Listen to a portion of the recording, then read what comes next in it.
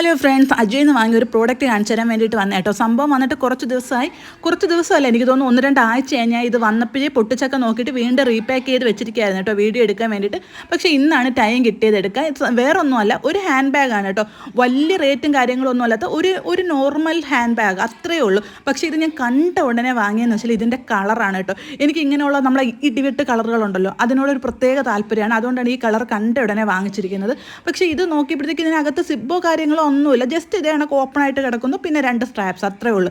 ഇത് ഞാൻ പുറത്തെടുത്തപ്പോൾ എനിക്ക് ആദ്യം ഓർമ്മ വന്നതെന്ന് വെച്ചാൽ എൻ്റെയൊക്കെ കുഞ്ഞിലെ അമ്മാമ്മ മീൻ മേടിക്കാൻ ചന്തയിൽ പോകുമ്പോൾ ഇത് കണക്കത്തൊരു സഞ്ചയം കൊണ്ടായിരുന്നു കേട്ടോ പോകുന്നത്. പക്ഷേ അത് ത്രെഡല്ല, പ്ലാസ്റ്റിക്കിൻ്റെ നൂല് വെച്ചിട്ടായിരുന്നു. അങ്ങനെ കണ്ടിട്ടുള്ള ആർക്കെങ്കിലും അതുണ്ടെങ്കിൽ ഓർമ്മ ആണ് കേട്ടോ.